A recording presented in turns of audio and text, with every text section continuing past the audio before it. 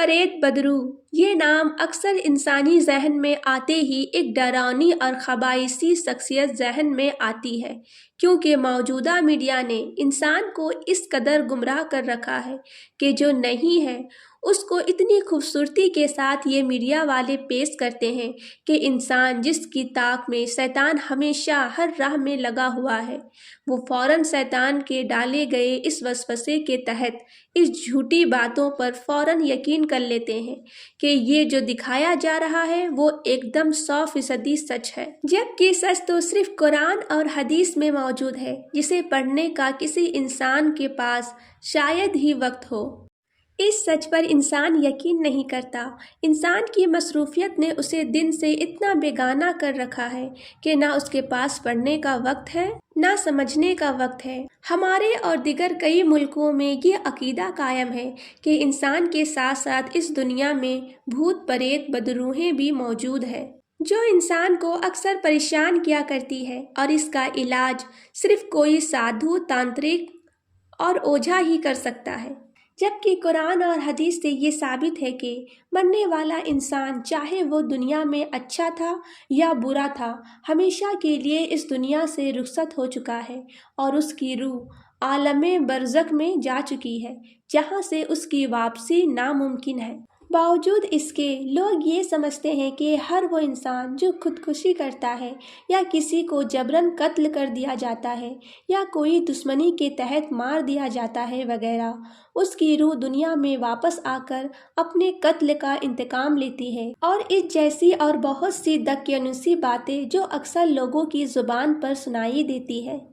بھوت پریت بدرو کے تعلق سے لوگوں میں یہ عقیدہ قائم ہے کہ وہ کسی زندہ انسان پر سوار ہو کر دوسرے انسان کو پریشان کرتی ہے، اور سوار ہونے والے انسان کو بھی، اور جو روحیں یہ کرتی ہے وہ جب بے موت مرتی ہے تبھی ایسا کرتی ہے۔ موت ہر جان کے لیے برحق ہے،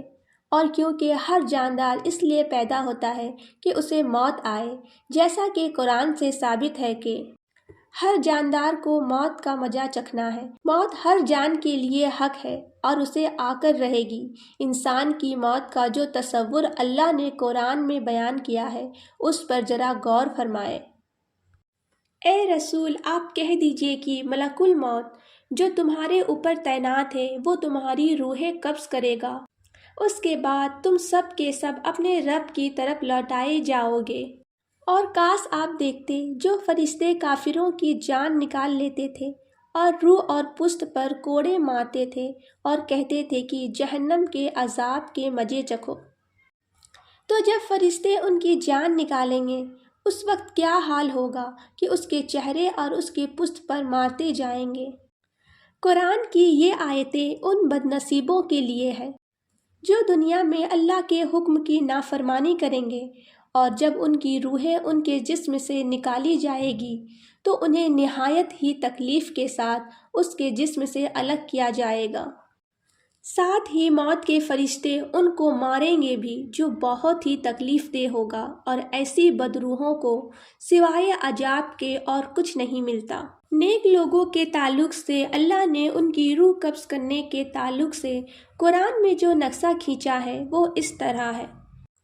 وہ لوگ جن کی روحیں فرشتے اس حال میں قبض کرتے ہیں کہ وہ پاک و پاکیزہ ہوتے ہیں، تو فرشتے ان سے کہتے ہیں سلام علیکم، تم پر سلامتی ہو، جو نیکیاں تم دنیا میں کرتے تھے اس کے صلے میں جنت میں چلے جاؤ، اور ان کو بڑے سے بڑا خوف بھی دہشت میں نہ لائے گا، اور فرشتے ان سے خوشی خوشی ملاقات کریں گے اور یہ خوشخبری دیں گے کہ یہی وہ تمہارا خوشی کا دن ہے جس کا دنیا میں تم سے وعدہ کیا گیا تھا۔ قرآن کی ان آیتوں سے اول تو یہ معاملہ صاف ہوتا ہے کہ ہر انسان کو موت آنی ہے، اور اس کے اچھے و برے اعمال کے مطابق اسے موت کے بعد سے ہی اس کے اعمال کا بدلہ ملنے لگتا ہے۔ کسی انسان کا نیک اور بد ہونا اس کے دنیا میں کیے گئے اعمال کے مطابق ہوتا ہے۔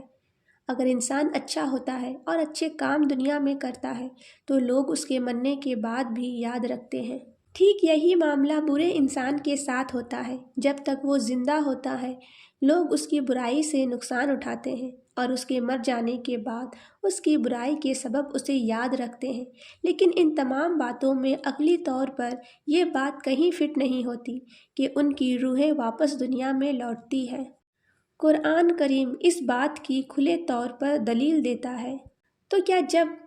جان گلے تک پہنچتی ہے اور تم اس وقت دیکھتے رہو اور ہم اس مرنے والے سے تم سے بھی زیادہ قریب ہے لیکن تم کو دکھائی نہیں دیتا، تو اگر تم کسی کے دباؤ میں نہیں ہو تو اگر سچے ہو تو روح کو لوٹا کے دکھاؤ۔ یہاں تک کہ جب ان سے کسی کی موت آئی تو کہنے لگا میرے رب مجھے واپس لوٹا دے کہ میں اپنی چھوڑی ہوئی دنیا میں جا کر نیک اعمال کر لوں۔ ہرگز نہیں ہوگا، یہ تو صرف ایک قول ہے جس کا یہ قائل ہے۔ ان کے بیچ تو بس ایک حجاب برزخ ہے، دوبارہ جی اٹھنے کے دن تک۔ قرآن کی ان آیات سے ثابت ہوتا ہے کہ روح دنیا میں نہیں لوٹا کرتی، بلکہ ان کے اور قیامت کے دن کے درمیان صرف ایک آڑ ہے جب وہ دوبارہ زندہ کیے جائیں گے۔ قرآن کے ان کھلی دلیلوں کے باوجود بھی اگر کوئی انسان یہ عقیدہ رکھے کہ روحیں جسموں میں یا کسی دوسرے کے اوپر سوار ہوتی ہے،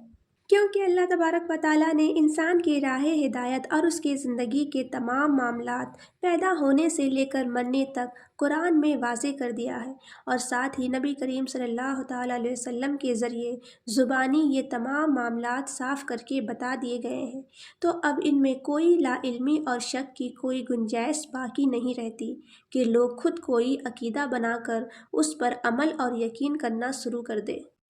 برے لوگوں کے تعلق سے اللہ تبارک و تعالیٰ نے فرمایا کہ اور اب تو قبر میں دوزخ کی آگ ہے کہ وہ لوگ صبح شام اس کے سامنے لا کھڑے کیے جاتے ہیں، اور جس دن قیامت برپا ہوگی فرعون کے لوگوں کو سخت سے سخت عذاب ہوگا۔ اس آیات سے ثابت ہے دنیا اکثر یہ جانتی ہے کہ فرعون ایک ظالم بادشاہ تھا جس نے رب ہونے کا دعویٰ کیا تھا۔ فرعون اور اس کے لوگ جو کفر میں اس کے ساتھ تھے، ان سب پر قبر کے عذاب جاری ہے، جیسا کہ قرآن کی آیات سے ثابت ہے۔ لہٰذا برے لوگوں کے تعلق سے بھی اللہ نے فرما دیا کہ ان پر قبروں کے عذاب جاری ہے۔ جب برے لوگوں پر قبر کے عذاب جاری ہے تو پھر ان برے لوگوں کی بدروحیں کیسے دنیا میں واپس آ کر لوگوں کو پریشان کر سکتی، جبکہ وہ خود اپنے مرنے کے بعد سے اب تک اور قیامت کی صبح تک قبر کے عذاب کی پریشانیوں میں مبتلا رہیں گے۔ انسان کا نیک اور بد ہونا اس کی دنیا کے عمل کے مطابق ہوتا ہے، جس کے سبب لوگ اسے دنیا میں اس کے زندہ رہتے اچھا یا برا جانتے ہیں۔ اگر انسان اچھا ہوتا ہے تو اس کے مرنے کے بعد کفر اور بد عقیدہ لوگ اس کی قبر پر جا کر اس سے اپنی حاجتیں اور منتیں مانگتے ہیں، جبکہ قرآن میں مرنے والوں کی تعلق سے اللہ تبارک و تعالیٰ نے کچھ اور صاف طور سے بتایا ہے۔ بے شک نہ تو تم مردوں کو اپنی بات سنا سکتے ہو اور نہ بہروں کو اپنی بات سنا سکتے ہو جبکہ وہ پیٹھ پھیر کر بھاگ کھڑے ہو۔ مردے انسان کے لیے جو اس دنیا سے رخصت ہو چکا ہے، اس کے تعلق سے اللہ تبارک و تعالیٰ نے ایک ہی بات کو دو الگ الگ جگہ دہرایا ہے تاکہ جو انسان اس دنیا میں ہے وہ اس احکام کو، اس قرآن کو پڑھے اور سمجھے کہ زندہ اور مردوں میں کیا فرق ہے، اور مردے سنا نہیں کرتے۔